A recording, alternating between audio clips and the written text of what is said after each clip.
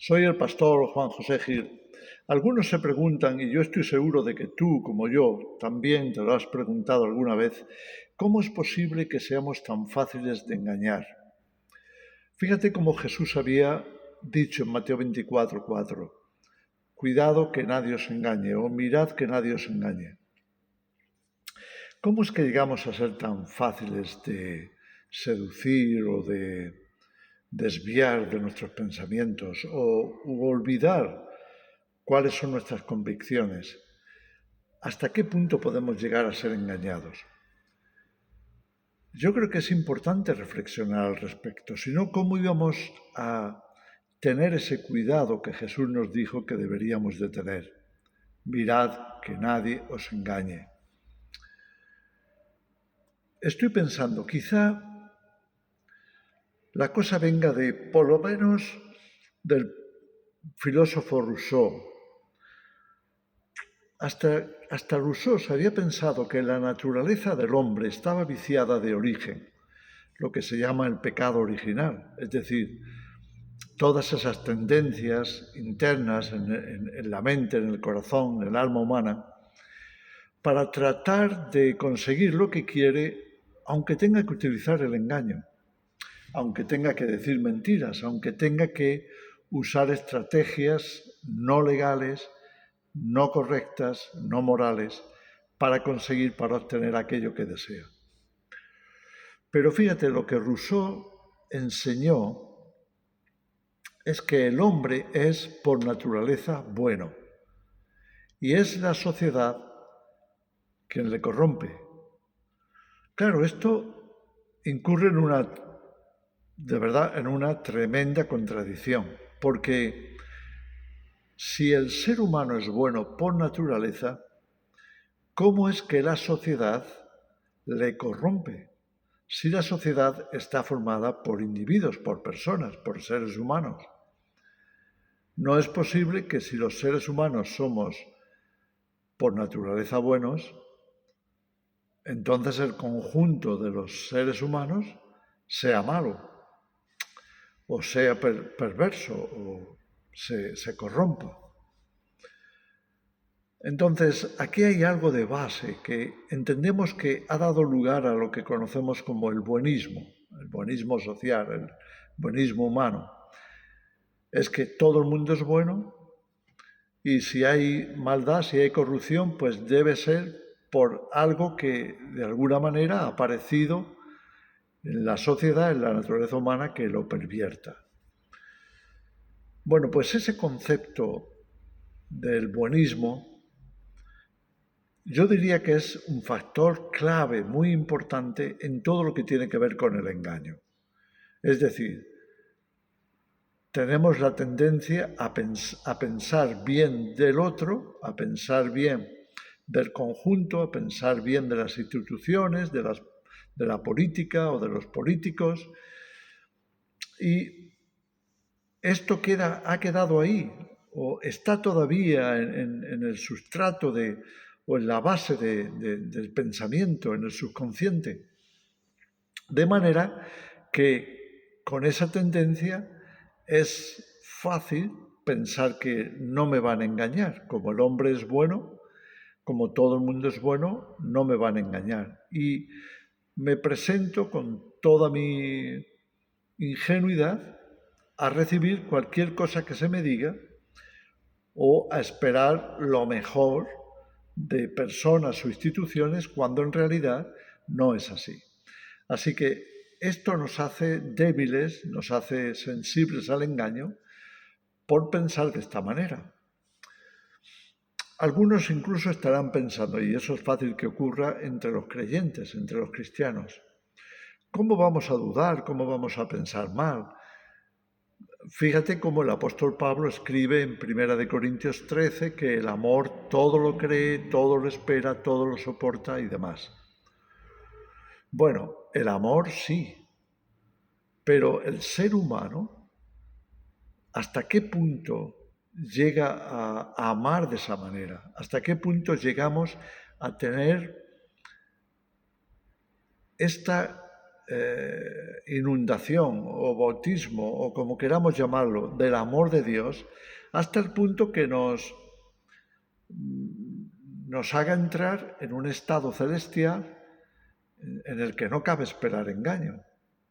Ahora, imagínate, si nosotros asumimos que porque amamos a Dios y amamos al prójimo, tenemos que confiar, entonces nos ponemos en un terreno de total debilidad, porque hay muy pocos mortales que amen de esa manera, que amen con el amor desinteresado, total, completo de Dios. Fíjate que incluso Dios conociéndonos, no se fía del ser humano. Ahí tenemos la prueba en el Evangelio de Juan, porque en el capítulo 2 vemos como Jesús no se fiaba de aquellos que incluso decían creer en él. Dice, porque conocía al hombre, sabía lo que había dentro, sabía lo que había en la naturaleza humana. Y al conocer la naturaleza humana, entonces él estaba prevenido, precavido lo suficiente como para no fiarse del prójimo. No es que no tengamos que amar al prójimo, es que la palabra de Dios es reiterativa en esto. No debemos confiar en los seres humanos. Fíjate cómo, lo leíamos hace poco, Jeremías 17, en el versículo 9, me parece, dice que engañoso es el corazón del hombre y muy perverso. Si partimos de esta base, entonces podemos estar mucho más preparados para evitar el ser engañados. En todo lo que tiene que ver con la ingeniería social, todo lo que es estrategia manipulativa de la opinión pública, del ser humano en general, de la psicología humana, bueno, pues todo lo que se estudia al respecto nos hace llegar a ciertas conclusiones. Por ejemplo, la primera es que estamos condicionados a no creer aquello que nos resulte excesivo, exagerado, demasiado. Entonces, los ingenieros sociales nos enseñan que si vamos a mentir o si vamos a engañar, que sea de una forma tan descarada, tan exagerada, que los que lo reciban no puedan aceptar de plano que sea mentira o que sea para engañar, porque nos quedamos con este pensamiento en nuestro subconsciente. Si me quisieran engañar, no lo harían de esta manera, no me lo dirían en la cara, no sería una mentira tan exagerada, tan grande. Por tanto, no puede ser mentira, tiene que ser verdad. Y con este pensamiento nos quedamos de nuevo debilitados frente al engaño. Nos quedamos desprovistos de herramientas de control, desprovistos de pensamientos que puedan valernos para prevenir ese engaño. Ahí tenemos otra de las razones por qué somos fácilmente engañados.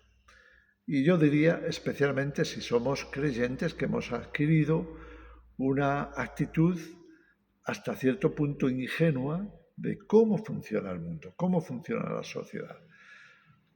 Entonces, hay otros aspectos del engaño. Por ejemplo, también nos dicen los ingenieros en este sentido del pensamiento humano, nos dicen que si recibimos algo por medio de ficción, como es una película, puede ser una obra de teatro, puede ser prácticamente cualquier cosa, un libro, una novela, un cuento, en fin, puede presentarse de tal forma que en nuestro cerebro se produzcan dos cosas muy interesantes.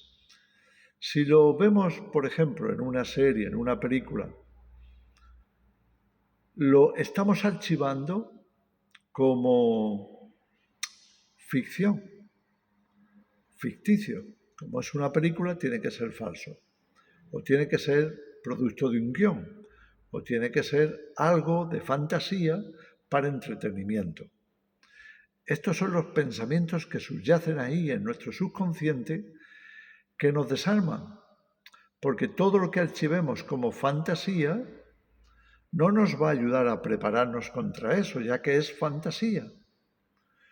Por eso es tan fácil que nos pongan el engaño a través de lo que sabemos, una película, un guión, una novela, una historia que nos parece fantasiosa.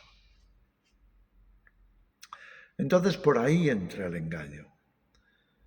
Pero a la vez, aquello que nos presentan por medio de películas y demás, que a la vez que lo archivamos como aficción, nos queda en el cerebro también archivado como familiar. Es decir, esto ya lo tengo en mente, esto ya lo he recibido, no es nuevo. Ya lo tengo en mi mente como algo que he visto en repetidas ocasiones, aunque haya sido en el cine, y que me resulta familiar.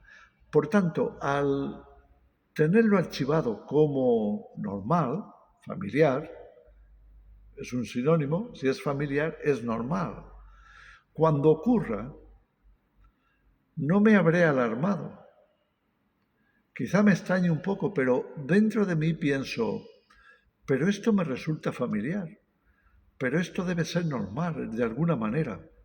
Entonces, incluso esa percepción de normalidad, de familiaridad, me va a desproteger, me va a exponer de una manera que estoy debilitado en mis pensamientos, no estoy a la defensiva, no estoy preparado para combatir ese engaño, no estoy en las condiciones en las que debería para hacer una separación entre lo que entiendo que es claramente mentira y lo que no. Y por tanto mi tendencia va a ser no a sospechar, porque lo veo como normal o familiar, sino a verlo quizá un poquito extraño, pero dentro de lo que cabe puede ser. Y por tanto lo acepto, o por lo menos no lo resisto. ¿Ves? Toda esta mecánica, que creo que es muy interesante de considerarla, nos desprovee de defensas contra el engaño. Y especialmente si viene de instituciones que nos han enseñado, y este aprendizaje es también un elemento más, nos han enseñado que fueron creadas para nuestro bien, como la democracia. Fueron creadas para evitar precisamente el mal que nos pudiera causar al venir por vías ilegales, por vías engañosas. Esa educación que recibimos, esa forma de ver la vida, de ver la sociedad, de ver al ser humano, que entra entonces dentro del buenismo general, los políticos son buenos, las grandes instituciones son sanas, el mundo funciona bien, todo está a nuestro favor, la política es correcta porque vivimos en una democracia.